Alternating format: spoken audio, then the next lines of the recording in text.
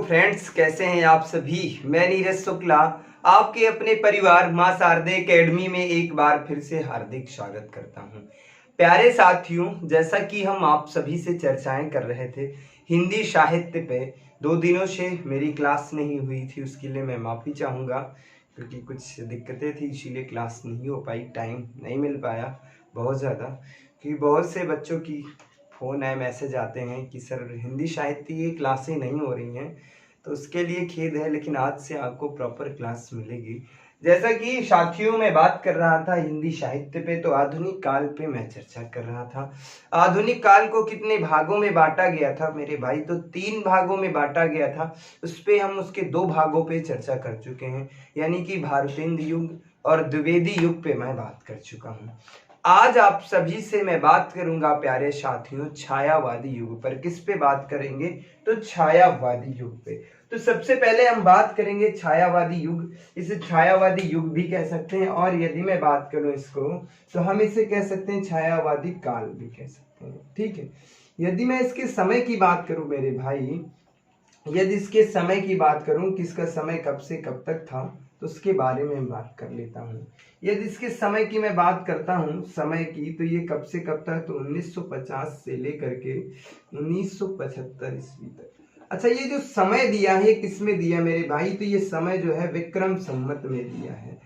इसकी मैं बात करता हूँ। आगे मैं बात करता हूँ ये कौन सा उत्थान है, तो इसकी यदि मैं बात करता हूँ तो ये तृतीय उत्थान है। कौन सा है, तृतीय उत्थान भी कह सकते हैं, उत्थान, ठीक है, या तृतीय चरण भी कह सकते हैं। क्या, तृतीय चरण भी कह सकते हैं।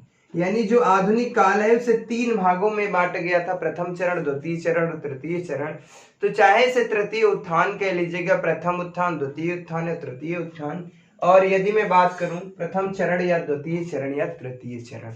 इसके बाद में बात करता हूं मेरे भाई समय की मैं बात करता हूं, तो 1950 से लेकर के 1975 ईस्वी तक ये जो समय दिया है किस में दिया मेरे भाई, तो समय ये विक्रम संवत में दिया है। आगे मैं बात करता हूं, इसके अन्य नाम हैं, इसके बहुत से नाम हैं। छायावादी युग को, मतलब छायावादी युग को किस किस नाम से जाना जाता है, तो इसके अन्य नाम भी हैं। तो उसके पहले, सबसे पहले मैं चर्चा कर लेता हूं इसके अन्य नाम कौन कौन से हैं, किस नाम से इसे पुकारा जाता है। तो मैं बात करता हूं, सबसे पहला इसका एक नाम है रहस्यवाद। रहस्यवाद, रहस्यवाद के नाम से किसे जाना जाता है मेरे भाई, रहस्यवाद के नाम से किसे जाना जाता है, तो छायावादी युग को रहस्यवाद के नाम से भी जाना जाता था।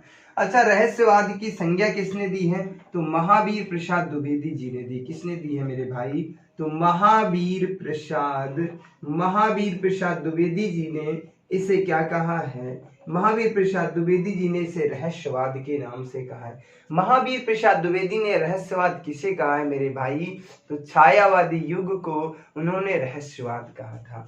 उसके बाद में बात करता हूं मेरे भाई, तो इसे और क्या कहा जाता है, इसे सौंदर्यवाद भी कहा जाता है। का सौंदर्यवाद के नाम से भी जाना जाता है, सौंदर्यवाद। अच्छा, सौंदर्यवाद की छाया या सौंदर्यवाद, और मैं बात कर लेता, या इसे और कह सकते हैं सौंदर्यवाद की छाया, सौंदर्यवाद की छाया, ठीक है। इसके बाद में बात करता मेरे भाई, इसकी मैं बात कर लेता, तो सुमित्रा नंदन पंत जी ने दिया था। किसने, सुमित्रा नंदन पंत जी ने इसे छायावादी युग को क्या कहा था, सौंदर्यवाद के नाम से। इसके आगे मैं बात करता मेरे भाई, जिसे अन्य किस नाम से जाना जाता था, इसे कांति युग के भी नाम से जाना जाता था। किस युग के नाम से जाना जाता था, तो मेरे भाई तो कांति युग के नाम से जाना जाता था। कांति युग की संज्ञा किसने दी है, तो जयशंकर प्रसाद जी ने दी है। किसने दी है, जयशंकर प्रसाद जी ने दी है। इसके आगे मैं बात करता मेरे भाई, कांति युग के बाद मैं बात कर लेता मेरे भाई, कांति युग के बाद यदि मैं बात करता, तो व्यंग्यार्थ प्रधान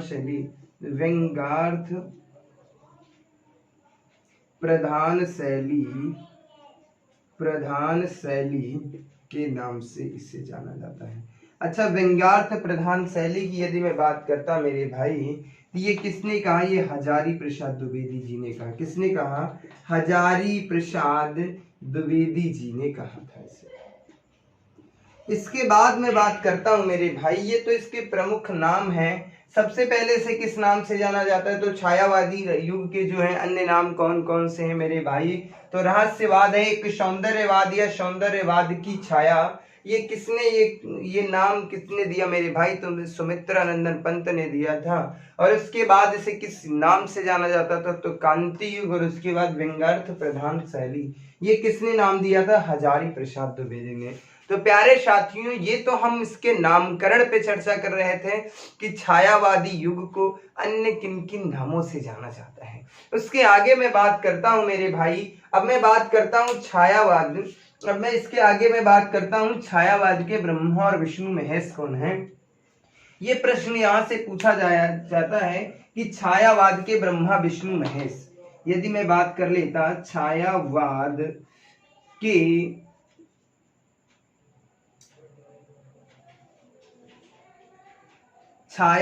के ब्रह्मा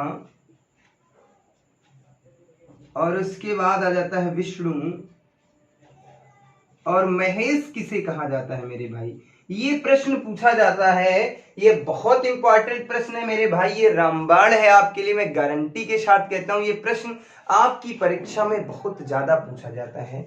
तो पूछा जाता है कि छायावाद के ब्रह्मा किसे कहा जाता है मेरे भाई, तो यदि आपसे पूछा जाता है छायावाद के ब्रह्मा किसे कहा जाता है, तो जयशंकर प्रसाद जी को कहा जाता है। किसे छायावाद का ब्रह्मा कहा जाता है, जयशंकर प्रसाद जी को छायावाद का ब्रह्मा कहा जाता है। यदि मैं विष्णु की मैं बात करता है, तो विष्णु किसे कहा जाता है, सुमित्रानंदन पंत जी को कहा जाता है। किसे कहा जाता है, सुमित्रानंदन पंत जी को क्या कहा जाता है, विष्णु कहा जाता है। और महेश की मैं बात कर लेता, तो महेश किसे कहा जाता है मेरे भाई, सूर्यकांत त्रिपाठी निराला जी को कहा जाता है। सूर्यकांत त्रिपाठी निराला जी को कहा जाता है। किसे, सूर्यकांत त्रिपाठी निराला जी को कहा जाता है मेरे भाई। ये बहुत इंपॉर्टेंट है, इस पे स्टार लगा लेना मेरे भाई, ये आपके लिए रामबाण है। ये प्रश्न बहुत ज्यादा पूछा जाता है कि छायावादी काल के ब्रह्मा किसे कहा जाता है, छायावादी काल के विष्णु के नाम से किसे जाना जाता है, छायावादी काल के महेश के नाम से किसे जाना जाता है। तो मेरे भाई छायावादी काल के ब्रह्मा के नाम से जयशंकर प्रसाद जी को जाना जाता है, और छायावादी काल के विष्णु के नाम से किसे जाना जाता है मेरे भाई, तो विष्णु कौन है, सुमित्रानंदन पंत, और महेश कौन है, सूर्यकांत त्रिपाठी निराला मेरे भाई। ये तीनों कौन है, तो ये मेरे भाई ये तीनों छायावादी युग के ब्रह्मा विष्णु महेश कहे जाते हैं मेरे भाई। इन्हें यह उपाधि दी गई थी या संज्ञा दी गई थी। उम्मीद करता हूं इतनी कहानी समझ में आ गई होगी, कोई दिक्कत नहीं हो रही होगी, किसी भी प्रकार की कोई समस्या नहीं हो रही होगी। आगे मैं आप सभी प्यारे साथियों से बात करता हूं कि क्या क्या प्रश्न हमारी परीक्षाओं में पूछे जाते हैं, उसकी बात मैं कर लेता हूं। उम्मीद करता हूं इतनी कहानी समझ में आ गई होगी, कोई दिक्कत नहीं हो रही होगी, किसी भी प्रकार की कोई समस्या नहीं हो रही होगी मेरे साथियों।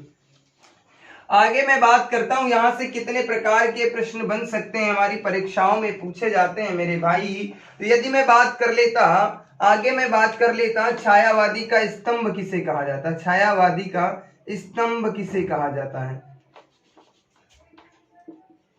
स्तंभ किसे कहा जाता है, छायावादी का स्तंभ किसे कहा जाता है, तो मेरे भाई जयशंकर प्रसाद जी को कहा जाता है।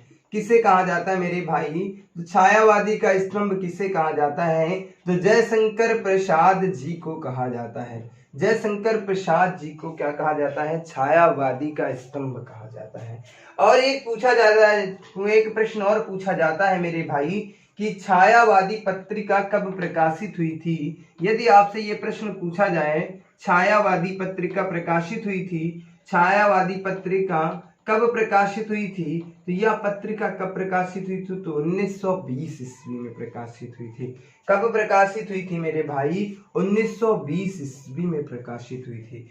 आगे मैं प्यारे साथियों आप सभी से मैं बात करता हूं मेरे भाई, आगे मैं आप सभी से मैं बात करता हूं। यहां से एक प्रश्न और पूछा जाता है कि छायावाद की प्रथम रचना, छायावाद की, ऐसे मैं देख लेता, मैं बात कर लेता छायावाद की प्रथम रचना कौन सी है मेरे भाई? प्रथम रचना कौन सी है? छायावाद की प्रथम रचना कौन सी है मेरे भाई? और पूछा जाता है तो छायावाद की प्रथम रचना कौन सी है मेरे भाई? झरना है। किसकी है? झरना। ये कब प्रकाशित हुई थी मेरे भाई? तो ये जो है 1918 ईस्वी में प्रकाशित हुई। यदि प्यारे साथियों में बात करता हूं छायावाद की प्रथम रचना कौन सी है, तो झरना है। और यह झरना किसकी रचना है मेरे भाई? तो ये आप सभी को पता होगा, यह झरना किसकी रचना है? जयशंकर प्रसाद जी की रचना है। किसकी रचना है? जयशंकर प्रसाद जी की रचना है। ठीक है, तो ये प्रश्न यदि आपकी परीक्षा में पूछे जाता है कि छायावाद की प्रथम रचना कौन सी है, तो झरना है। ये कब प्रकाशित हुई थी? तो 1918 ईस्वी में। या किस भाषा में है? यदि ये प्रश्न पूछा जाता तो ये हिंदी भाषा में है। किस भाषा में है? तो ये हिंदी भाषा में लिखी गई है। उसके बाद में पूछा जाए, यदि प्रश्न पूछा जाए छायावाद की प्रथम प्रयोगशाला, यदि पूछा जाए आपसे प्रथम प्रयोगशाला कौन सी है मेरे भाई, तो प्रथम प्रयोगशाला कौन सी है? तो प्रथम प्रयोगशाला भी झरना है। कौन सी है? प्रथम प्रयोगशाला भी झरना है। ये दो प्रश्न आपकी परीक्षा की दृष्टि से बहुत ही महत्वपूर्ण है। इसके आगे मैं बात करता मेरे भाई, तो इसके आगे मैं बात करता तो ये प्रश्न पूछा जाता है छायावाद, छायावाद काल का छायावाद का उपनिषद, छायावाद का उपनिषद कौन है? उपनिषद पूछा जाता है। उपनिषद क्या है? ये प्रश्न पूछा जाता है मेरे भाई। यदि आपसे ये प्रश्न पूछा जाता है मेरे भाई छायावाद का उपनिषद क्या है, तो ये कामायनी है। क्या है? कामायनी। छायावाद का उपनिषद कौन सा है मेरे भाई? तो कामायनी है। यह रचना किसकी है मेरे भाई? तो ये जयशंकर प्रसाद जी की रचना है। कौन सी? साखी शबद रामायणी किसकी रचना? यदि मैं बात कर लेता कामायनी किसकी रचना है, तो जयशंकर प्रसाद जी की रचना है। प्यारे साथियों में अभी मैं छायावाद से जहां से प्रश्न पूछे जाने की संभावना है मेरे भाई, हर एक पॉइंट से मैं बात करूंगा। मैं दावे के साथ कहता इससे बाहर कुछ नहीं आएगा मेरे भाई। सबसे पहले मैं बात कर लेता हूं छायावादी के स्तंभ के नाम से किसे जाना जाता है मेरे भाई, तो छायावादी के स्तंभ के नाम से जयशंकर प्रसाद जी को जाना जाता है। किसे जाना जाता है मेरे भाई? जयशंकर प्रसाद को। और छायावादी की पत्रिका कब प्रकाशित हुई थी मेरे भाई? तो 1920 ईस्वी में प्रकाशित हुई थी। और यदि प्रश्न पूछा जाता है कि छायावाद की प्रथम रचना कौन सी है, तो छायावाद की प्रथम रचना झरना है। छायावाद की प्रथम प्रयोगशाला पूछी जाती है तो भी झरना है। अच्छा, झरना किसकी रचना है मेरे भाई? आगे हालांकि मैं डिस्कशन करूंगा, तो ये जयशंकर प्रसाद की रचना है। और झरना के साथ में ये लग ही जाता है कि ये छायावाद की प्रथम रचना भी है। उसके बाद मैं बात करता हूं कि छायावादी का उपनिषद किसे कहा जाता है मेरे भाई, तो कामायनी को उपनिषद कहा जाता है। और कामायनी किसकी रचना है मेरे भाई? जयशंकर प्रसाद जी की रचना है। उम्मीद करता हूं इतनी सारी चीजें समझ में आ गई होंगी, कोई दिक्कत नहीं हो रही होगी, किसी भी प्रकार की कोई समस्या नहीं हो रही होगी प्यारे साथियों। तो आगे मैं आप सभी से बात करता हूं कि छायावादी युग के प्रमुख कवि और उनकी रचनाओं पर चर्चा करता हूं। आगे मैं उनकी रचनाओं और कवियों पर चर्चा करता हूं। अब मैं बात कर लेता हूं, अब मैं बात करता हूं, सबसे पहले मैं बात करूंगा जयशंकर प्रसाद जी की मैं बात करूंगा, जिन्हें किस नाम से जाना जाता है मेरे भाई, तो छायावादी स्तंभ के नाम से इन्हें जाना जाता है। तो सबसे पहले मैं बात करूंगा मेरे भाई जयशंकर प्रसाद जी की। किसकी मैं बात करूंगा? जयशंकर प्रसाद जी की मैं बात करता, जयशंकर प्रसाद जी की। ठीक है मेरे भाई। अब यदि मैं जयशंकर प्रसाद, पूरा नाम क्या था? ये जयशंकर प्रसाद द्विवेदी थे। कौन थे मेरे भाई? तो ये जयशंकर प्रसाद द्विवेदी। ठीक है, किस जाति के थे? तो ये ब्राह्मण जाति के थे।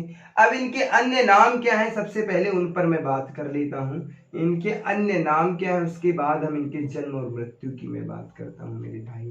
तो यदि मैं इनके अन्य नाम की मैं बात करता हूँ, तो इनका अन्य नाम क्या था? इनका नाम था कलाधर। इनका नाम क्या था मेरे भाई? तो इनका नाम क्या था? कलाधर था। और क्या था? इनका नाम झारखंडी था। क्या था मेरे भाई? झारखंडी।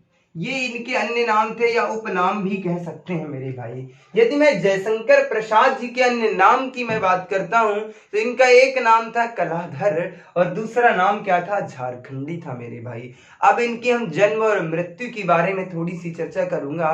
प्यारे साथियों, यदि मैं छायावादी काल की मैं बात करता हूं तो इन छायावाद में सबसे महत्वपूर्ण कौन से हैं, जयशंकर प्रसाद जी हैं। और इनकी रचना, यदि मैं हिंदी साहित्य की मैं बात करूं मेरे भाई, तो ऐसा कोई एग्जाम नहीं जहां जयशंकर प्रसाद की रचनाएं ना पूछी हैं। अब आगे मैं बात करता हूं मेरे भाई, इनके जन्म की मैं बात कर लेता हूं और मृत्यु की मैं बात करता मेरे भाई। जन्म और मृत्यु की मैं बात करता, तो इनका जन्म कब हुआ था मेरे भाई, तो इनका जन्म जो हुआ था 1889 ईस्वी में हुआ था और मृत्यु इनकी कब हुई थी मेरे भाई, 1937 ईस्वी में इनकी मृत्यु हुई थी। अच्छा, ये मृत्यु इनकी कहाँ हुई थी मेरे भाई, तो इनकी मृत्यु कहाँ हुई थी, तो इतनी इनकी मृत्यु, हाँ, यदि इनके जन्म की मैं बात करता तो इनका जन्म कहाँ हुआ था, बनारस में हुआ था। बनारस में हुआ था, कहाँ हुआ था मेरे भाई, बनारस में हुआ था। और बनारस के किस स्थान पे हुआ था मेरे भाई, तो काशी में हुआ था मेरे भाई। कहाँ हुआ था, काशी में हुआ था मेरे भाई। सबसे पहले मैंने बात किया कि इनके उपनाम क्या है, कलाधर और झारखंडी हैं। जन्म इनका कब हुआ था, तो 1889 ईस्वी में हुआ था और मृत्यु कब हुई थी मेरे भाई, तो 1937 ईस्वी में इनकी मृत्यु हुई थी। उसके बाद इनकी माता का नाम मैं जानता हूं और पिता का नाम मैं बात करता हूं। इनके माता जी का क्या नाम था और पिता का क्या नाम था मेरे भाई। यदि मैं इनकी माता की मैं बात करता हूं तो इनकी माता कौन सी थी, इनकी माता जी का नाम मुन्नी देवी था और पिताजी का नाम क्या था मेरे भाई, देवी प्रसाद था। पिताजी का क्या नाम था, देवी प्रसाद। क्या नाम था मेरे भाई, तो देवी प्रसाद इनके पिताजी का नाम था। उम्मीद करता हूं इतनी कहानी समझ में आ रही होगी, कोई दिक्कत नहीं हो रही होगी, किसी भी प्रकार की कोई समस्या नहीं हो रही होगी। प्यारे साथियों, अगर मैं बात करता हूं, अगर इनके आगे मैं बात करता मेरे भाई, तो इन्हें क्या कहा जाता था, इनकी मैं बात करता तो इन्हें छायावादी काल का क्या कहा जाता था, इन्हें छायावादी काल का इन्हें छायावादी काल का स्तंभ कहा जाता था। क्या कहा जाता था मेरे भाई, तो छायावादी काल का स्तंभ कहा जाता है। आगे मैं बात करता हूं मेरे भाई, इन्हें क्या कहा जाता है, तो छायावादी काल का स्तंभ कहा जाता है। और इन्हें क्या कहा जाता है, तो इन्हें छायावादी काल का ब्रह्मा भी कहा जाता है। क्या कहा जाता है, ब्रह्मा कहा जाता है।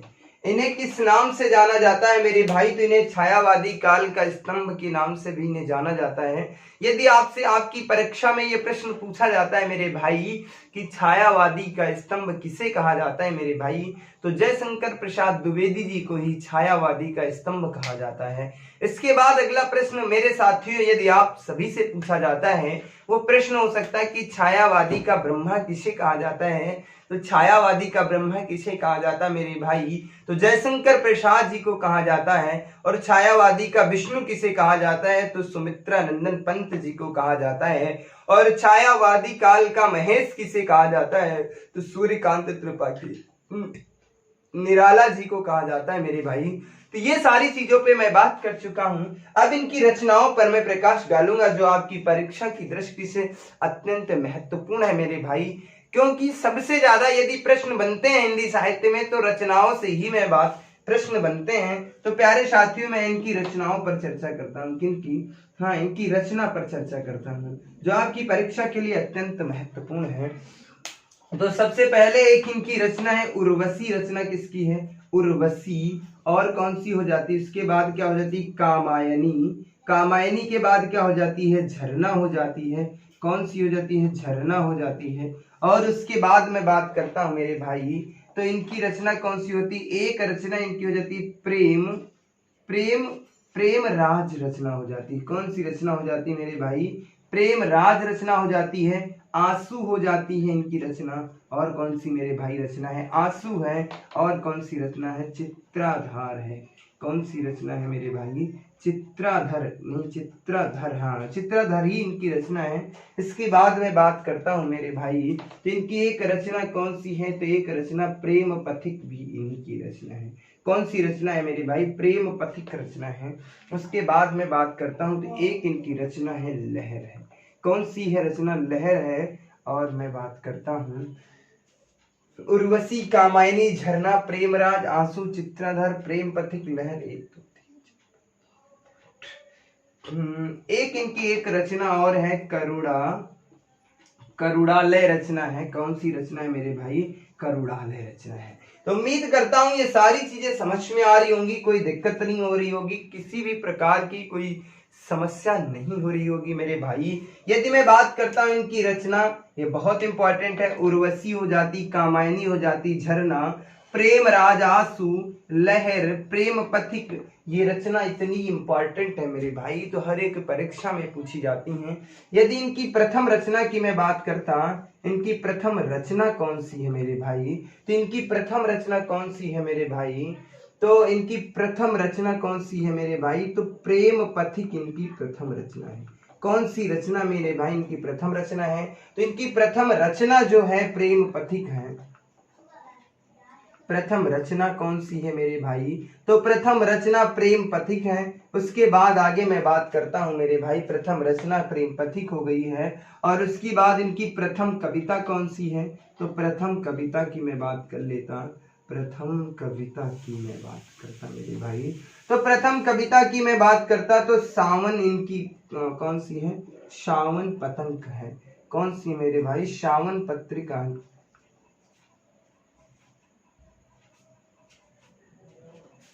सावन पंचक है मेरे भाई, माफ कीजिएगा। यदि इनकी प्रथम कविता की मैं बात करता मेरे भाई तो सावन पंचक इनकी कविता है, और प्रथम रचना कौन सी है? प्रेम पथिक है मेरे भाई।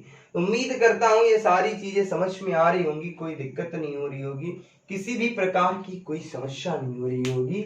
ये मैं दावे के साथ कहता हूं मेरे भाई, जयशंकर प्रसाद जी से जितनी मैंने चर्चाएं कर ली है, इससे बाहर एक भी प्रश्न नहीं जाएगा, ये मैं दावे के साथ कहता हूं। यदि इनसे प्रश्न बनेगा तो वो भी कहां से बनेगा ये भी देख लीजिएगा। सबसे पहले तो इनका रचनाओं से प्रश्न बन सकता है मेरे भाई, सबसे पहले रचनाओं से प्रश्न बन सकता है, और उसके बाद ये 2 पॉइंट जो हमने बताए हैं ये बहुत ही मोस्ट इंपॉर्टेंट हैं, आपकी परीक्षा की दृष्टि के लिए रामबाण है मेरे भाई। तो उम्मीद करता हूं जयशंकर प्रसाद जी की जो भी कहानी थी बेहतर तरीके से समझ में आ गई होगी, कोई दिक्कत नहीं हो रही होगी, किसी भी प्रकार की कोई समस्या नहीं हो रही होगी मेरे भाई। तो आगे मैं बात करता हूं आप सभी से, आपकी परीक्षा में कैसे कैसे प्रश्न पूछे जाते हैं। अगले कवि पे मैं बात करता हूं मेरे भाई, जो आपकी परीक्षा की दृष्टि से अत्यंत महत्वपूर्ण और रोचक है मेरे भाई।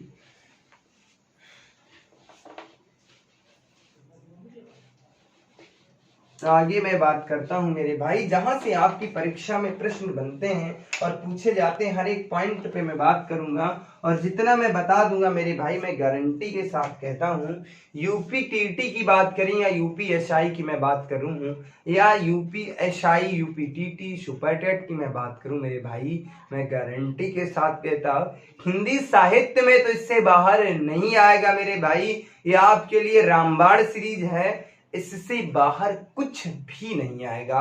और हिंदी साहित्य की यदि मैं बात करूं मेरे भाई तो लगभग 4 क्लासें और होंगी, 4 क्लास के बाद आपका हिंदी साहित्य जो है पूरा कंप्लीट हो जाएगा।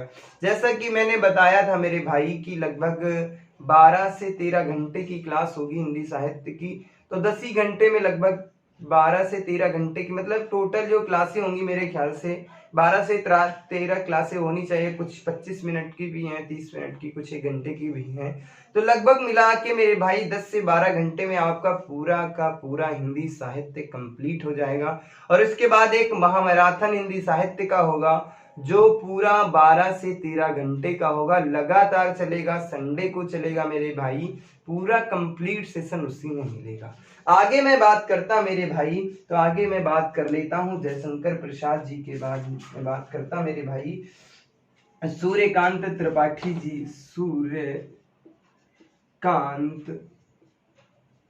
त्रिपाठी निराला जी की मैं बात करता, त्रिपाठी निराला, सूर्यकांत त्रिपाठी निराला की मैं बात करता मेरे भाई। इन सब पर मैं बात करूंगा, एक एक प्रश्न पे मैं डिस्कशन करूंगा जो आपकी परीक्षा के लिए अत्यंत।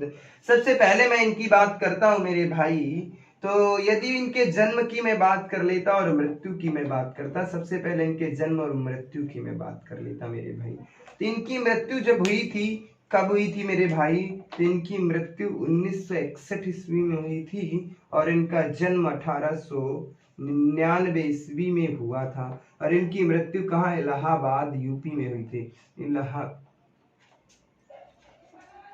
अब उसका नाम क्या है मेरे भाई? प्रयागराज। प्रयागराज में हुई थी। और इसके जन्म की मैं बात करता मेरे भाई, तो इनका जन्म कहाँ हुआ था मेरे भाई? तो इनका जन्म जो हुआ था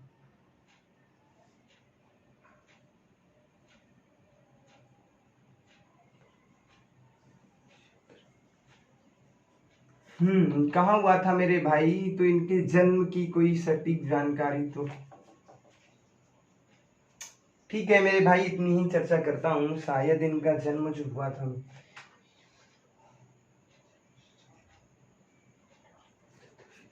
इनका जन्म जो हुआ था मेरे भाई कहाँ हुआ था? बंगाल में इनका जन्म हुआ था। और मैं बात करता हूँ इनके अन्य नाम की मैं बात कर लेता या उपनाम की मैं बात करता, तो इनके उपनाम कौन से थे? एक उपनाम इनका निराला ही जी था। क्या था इनका? एक उपनाम था निराला। और उसके बाद मैं बात करता मेरे भाई, तो और एक इनका क्या नाम था? मुक्तकधारी। क्या था? मुक्तकधारी इनका नाम था मेरे भाई। उम्मीद करता हूँ इतनी चीजें समझ में आ रही होंगी, कोई दिक्कत नहीं हो रही होगी, किसी भी प्रकार की कोई समस्या नहीं हो रही होगी। यदि मैं इनके जन्म की मैं बात करता तो 1899 ईस्वी में बंगाल में हुआ था। और मृत्यु की बात करता तो 1961 ईस्वी में प्रयागराज में मृत्यु हुई थी।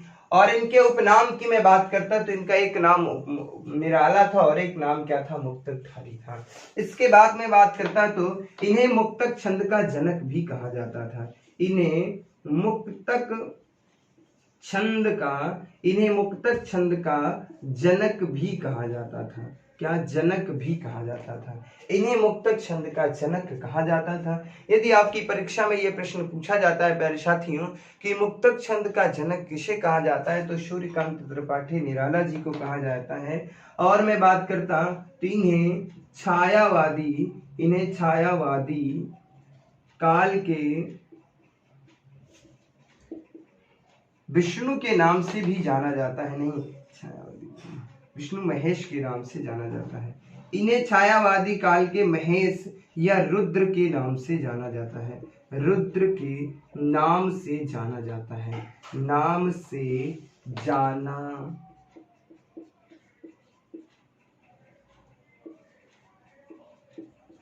जाता है मेरे भाई।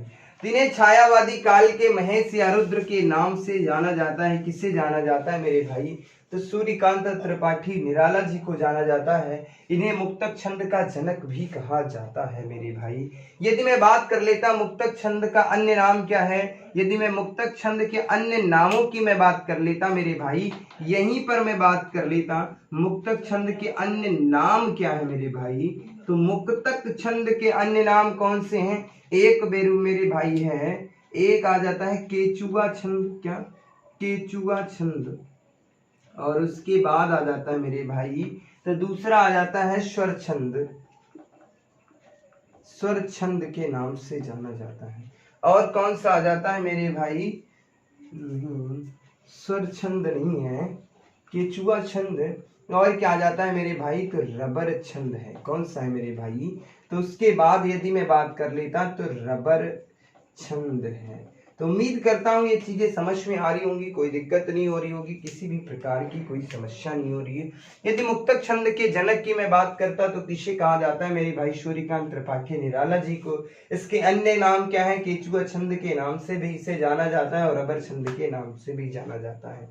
छायावादी काल के महेश या रुद्र के नाम से किसे जाना जाता है? तो सूर्यकांत त्रिपाठी निराला जी को जाना जाता है। अब इनकी रचनाओं पर मैं प्रकाश डालता हूं, तो सबसे पहले इनकी प्रथम रचना क्या थी उस पर मैं चर्चा करता हूं। प्रथम रचना कौन सी थी मेरे भाई, उस पर मैं बात करता।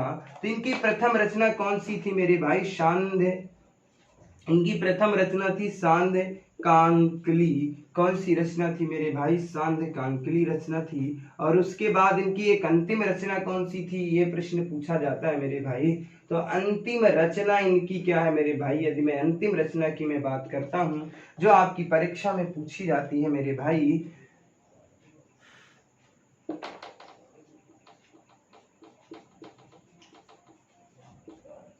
माफी चाहता हूं प्यारे साथियों, इनकी जो प्रथम रचना है, इनकी जो प्रथम रचना है कौन सी है मेरे भाई? तो अनामिका है। और इनकी जो अंतिम रचना है वो कौन सी है मेरे भाई? तो अंतिम रचना सांध गीत है।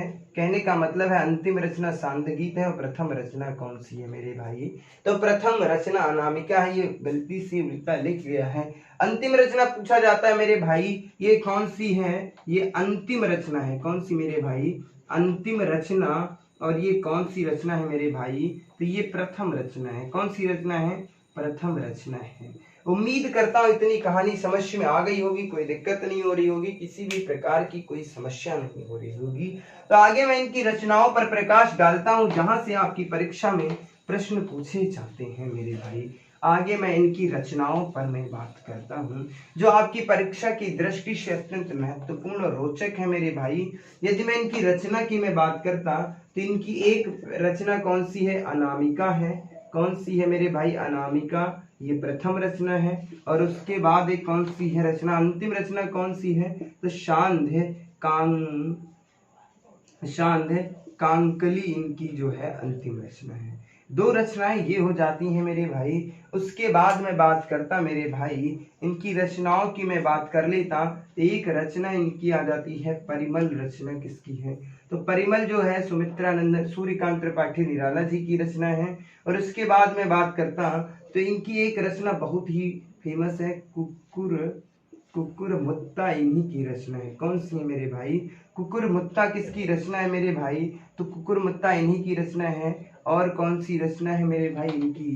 तो गीतिका है। और एक रचना इनकी है तुलसीदास। कौन सी रचना है मेरे भाई? तुलसीदास। इसके बाद मैं बात करता हूं मेरे भाई, तो आगे की रचना की मैं बात करता हूं तो एक इनकी रचना है